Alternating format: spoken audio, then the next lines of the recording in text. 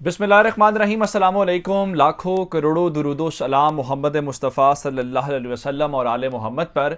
मैं हूं उमर दराज गोंदल और आप मेरा यूट्यूब चैनल देख रहे हैं। इस जंग का एक दिलचस्प मरहला आ गया है और दिलचस्प मरहला यह है कि मैं आपको क्रक्स लाइन बताना चाहता हूं, समरी बताना चाहता हूं कि जंग यूक्रेन वर्सेस रशिया है और एक मुल्क जिसके ऊपर बहुत ज्यादा दबाव था, उस मुल्क ने वो खतरनाक स्टेप ले लिया है जो उसके गले पड़ जाएगा, क्योंकि वहां पे यूक्रेनियों की अपनी तो जान निकल रही है। वो तैयारी पकड़ रहे हैं मुआहदा करने की रशिया के साथ। उनसे कह रहे हैं जी हम नेटो में भी नहीं जाते और हम इन इलाकों को भी खुद मुख्तार मानते हैं। लेकिन खबर यह है कि मोदी की सेना, भारत की फौज, वो इस जंग के अंदर एंट्री डाल रही है और अब भारतीय और मोदी सेना जो है वो हथियार उठा के यूक्रेन के अंदर रूस के खिलाफ जंग लड़ेंगे। मैं आपको पूरे क्रेडिबल सोर्स के साथ तमाम डिटेल्स दूंगा किस लालच के ऊपर ये जा रहे हैं, कितनी इस वक्त तादाद है, क्या असल कहानी है और क्या होने जा रहा है। ये हमारी टॉप स्टोरी है। दूसरे नंबर के ऊपर चल के आज कनाडा ने अब आखिरी हरबे के तौर पे, जब पोलैंड वाली बात भी नहीं बनी, तो आज कनाडा ने रूस के मुकाबले में अपना आखिरी हरबा इस्तेमाल किया है। खतरनाक ड्रोन्स भेजे हैं, हाईली स्पेशलाइज्ड जो मिलिट्री इक्विपमेंट से भरा हुआ जहाज है वो भेजने का फैसला किया है। आखिर इसकी जरूरत क्यों पड़ी है, ये दूसरे नंबर के ऊपर बात करेंगे।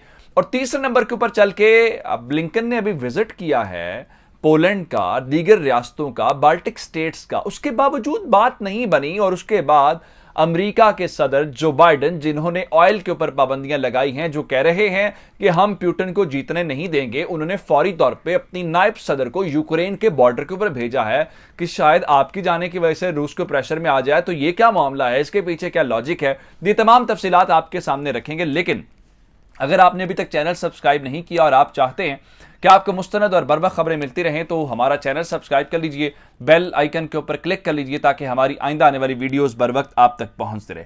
मैं मोदी की सेना की एंट्री से पहले तमाम डिटेल्स आपके सामने रखना चाहता हूं कि मैंने आपको द टेलीग्राफ की खबर आपके सामने रखी थी, जिसमें यह बताया गया था कि जो बाइडेन ने मोदी के ऊपर प्रेशर डाला कि आप रशिया को कंडेम करें।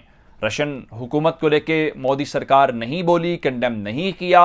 उसके बाद दो मौके ऐसे आए जहां पे वोटिंग के पर्पज आया, एक यूएन सिक्योरिटी काउंसिल के अंदर, वहां पे भी इंडिया ने एब्सटेन किया। फिर यूएन जनरल असेंबली का सेशन हुआ, वहां पे भी जब करारदाद आई जो उसको कंडेम करने वाली थी, तो इंडिया ने यहां पे भी महारत के साथ उसको एब्सटेन किया, तमाम ही साउथ एशियन कंट्रीज के साथ, जिसका मतलब यह था कि वो इस जंग का हिस्सा नहीं बनना चाहता और गैर जानिबदारी का मुजाहरा करना चाहता है। आगे चल के एक और जो खबर मैं आपको ब्रेक कर चुका हूं कि वो तमाम तैयारे, जो मिग तैयारे और हेलीकॉप्टर जो ट्रांसपोर्टेशन के लिए भी थे और कॉम्बैट मिशन के लिए थे, उसके लिए इनका एक ज्वाइंट वेंचर चल रहा था और सिर्फ मगरबी ममालिक को खुश करने के लिए इन्होंने वो तमाम तैयारे लेने से इनकार कर दिया और उस डील को कैंसिल कर दिया। इस दौरान अमेरिकन बहुत तेज हैं, उन्होंने क्या किया कि क्वाड का इजलास बुलाया। क्वाड का इजलास जिसके अंदर जापान है, जिसमें ऑस्ट्रेलिया है, जिसमें अमेरिका है और इंडिया है, ये सारे मिलकर एक चीन के खिलाफ उनको एहसास दिलाने की कोशिश की कि ये है आपका असल ग्राउंड। चूंकि चीन जो है वो रूस के साथ खड़ा है, तो अगर आप यहां से भागने की कोशिश करेंगे तो हम आपको इससे बचाएंगे नहीं। तो यहां पर इंडिया दबाव एक लिहाज से बर्दाश्त करता आया, आगे नहीं चल रहा था। लेकिन अब इंडिया की तरफ से एक बहुत बड़ा ब्लंडर होने जा रहा है, बल्कि हो गया है। और ये ब्लंडर जो है, इसका भांडा किसने फोड़ा है? इसका भांडा इंडिया के अपने ही एक मोतबर अखबार, जो एक बड़ा अखबार है, पुराना अखबार है, क्रेडिबल अखबार माना जाता है, उसकी खबर से या किसी नजरिए से तो इख्तलाफ हो सकता है, लेकिन उन्होंने इस खबर को ब्रेक किया है और असल भांडा फोड़ दिया है। और इसका मतलब यह है, जो डिटेल्स अभी तक सामने आई हैं और जो इंडियन अखबार ने खुद लिखा है, वो सीधी सीधी बात है कि आप पुतिन के कहर को ललकारने वाले हैं और आप जब इंडियंस अब यूक्रेन के अंदर रशियंस के खिलाफ लड़ेंगे तो फिर क्या होगा, क्योंकि रशियंस कह चुके हैं हम अगर आपको पकड़ लेंगे, आप यूक्रेन के अंदर हुआ, किसी भी मुल्क की फौज या शहरी हुआ, तो हम तो उनको कैदी बना के जो वॉर प्रिजनर्स हैं उसका दर्जा भी नहीं देंगे। आप कोई इस सिलसिले में जो फेवर है वो उसका ख्याल ना रखिएगा। हम सिर्फ अपनी फौज को एक हुक्म देंगे कि ऐसे तमाम जो हमारे दुश्मनों के साथ लड़ने वाले हों उनको फौरी तौर पे फायर मार के उनके अंजाम तक पहुंचा दिया जाए। और एक और खास बात यह है कि इंडिया और रूस का बराह खास कोई तसादुम भी नहीं बनता और रूस और इंडिया के आपस में ताल्लुकात अच्छे रहे हैं, इसमें कोई शक नहीं है।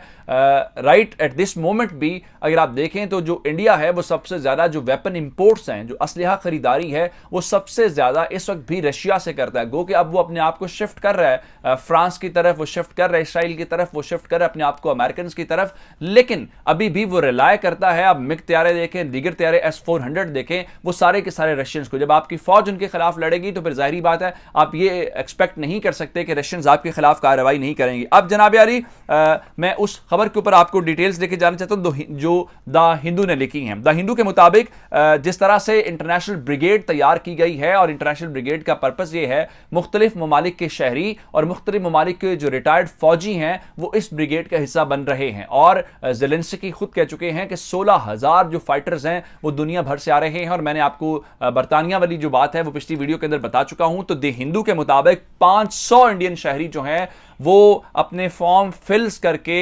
बाकायदा तौर पे इस जंग का हिस्सा बनने के लिए अपनी हामी भर चुके हैं, जिसका मतलब ये है कि अब ये 500 जो इंडियन शहरी हैं ये वाया पोलैंड इंडिया यूक्रेन के अंदर जाएंगे, और यूक्रेन में जाने के बाद ये वहां पे रशियंस के खिलाफ लड़ेंगे। जिसका मतलब ये हुआ कि अब बाज़ाब्ता तौर पे ये मोदी की सेना ही हुई जिसके पास वेपन्स वो देंगे, सैलरीज वगैरह भी वो देंगे, और ये इंडियन शहरी जो हैं ये जाके अब रूस के खिलाफ लड़ेंगे। इसके जवाब में इनको मिलेगा क्या? सैलरीज मिलेगी। चलिए एक और बात है, लेकिन यूक्रेन चूंकि चाहता है उसके पास उसके लोग आए, और अगर मरने वाले दीगर ममालिक से हों तो उसको और क्या फायदा होगा कि उसके अपने जो फौजी हैं उनकी जान बच जाएंगे। तो उन्होंने कहा है कि वो तमाम फॉरेन फाइटर्स जो बाहर से आएंगे, इंडिया से हों, अमेरिका से हों, हालांकि अमेरिकन अपने लोगों को रोक रहे हैं, ऑस्ट्रेलिया रोक रहा है, बरतानिया वाले बार बार कह रहे हैं जी गैर कानूनी है, तो उनको यूक्रेन वाले कह रहे हैं कि अगर आप आएंगे यहां पे लड़ेंगे और आप फिर इस चीज की ख्वाहिश का इजहार करेंगे तो हम आपको यूक्रेन की नेशनैलिटी भी दे देंगे। ये एक बहुत बड़ी डेवलपमेंट है। अब देखना यह है कि इसके ऊपर रशिया किस तरीके से रिएक्ट करता है।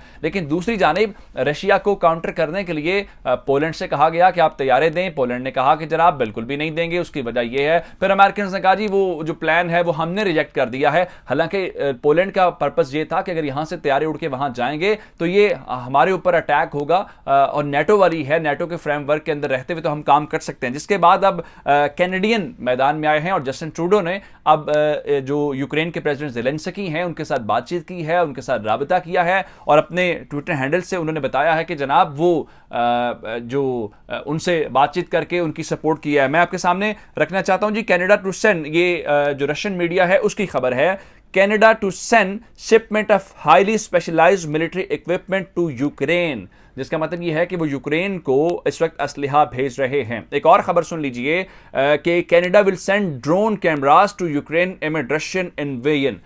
जो ड्रोन कैमरास हैं जो अब क्या उसको कहते हैं कि कैनेडियन ड्रोन्स हैं, वो इस जंग में इस्तेमाल होने के लिए कनाडा यूक्रेन के अंदर भेजेगा। हालांकि इससे पहले आपको अंदाजा होना चाहिए कि जो यूक्रेन है वो तुर्की के जो ड्रोन्स हैं वो इस्तेमाल कर रहा है, TB2 ड्रोन जिसको हम कहते हैं, और वो तबाहकुन साबित हो रहे हैं। लेकिन उसके बावजूद अब जो कैनेडियन है उनका ख्याल ये है कि आप हमारी तरफ आएँ और आप अमेरिकन के और रशियन जो कैनेडियन ड्रोन्स हैं वो इस्तेमाल करें ताकि कोई फ़र्क पड़े। एक और ख़बर जो मैंने आपसे कही जो अमेरिकन के मुतालिक है, एंटनी ब्लिंकन कुछ दिन पहले यहाँ पे आए थे और वो पोलैंड आए। पोलैंड से होते हुए जो पोलैंड का यूक्रेन का बॉर्डर मिलता है वहाँ पे आए और उन्होंने यूक्रेन के वज़ीर ख़ारजा से वहाँ तकरीबन 45 मिनट की बातचीत की थी। और उसके बाद बात बनी नहीं है, बाल्टिक स्टेट्स के अंदर गए, और आज खबर ये आ गई कि जनाब जो मुत्तहिदा अरब अमारात वाले हैं, सऊदी अरब वाले, वो भी आंखें दिखा रहे हैं और वो तो बात नहीं सुन रहे। ये अमेरिका के वर्ल्ड ऑर्डर को एक बहुत बड़ा धचका है कि अरब ममालिक भी आपके खिलाफ उठ खड़े हुए हैं। जिसके बाद अब ब्लिंकन ने फौरी तौर पर जो बाइडेन है उन्होंने फौरी तौर पर अपनी जो वाइस प्रेसिडेंट हैं कैमला हैरिस, उनको ये कहा है कि आप जाएं, आप पोलैंड का विजिट करें, आप रोमानिया का विजिट करें। जिसका मतलब ये है कि अब अमरीकी नायब सदर, ये हाईएस्ट पोस्ट के ऊपर, क्योंकि जो वज़ीर ख़ारजा हैं वो तो नायब सदर से नीचे ही उनके डेजिग्नेशन आता है, तो अमरीकी सदर के नुमाइंदे या नायब अमेरिकन जो प्रेसिडेंट हैं वो यूक्रेन की सरहद पे खड़े होंगे, जो कि एक अजीब सा मंजर होगा। आप देखिए कब दौरा होता है, लेकिन उनको ऑर्डर दे दिया गया है। अब तक की डिटेल्स थी। मुझे उमर दराज गोंदर को फेसबुक, ट्विटर, इंस्टाग्राम के ऊपर फॉलो कर सकते हैं। मेरा यूट्यूब चैनल सब्सक्राइब कीजिएगा। आपकी इस बातों का बहुत शुक्रिया। खुदा हाफिज़।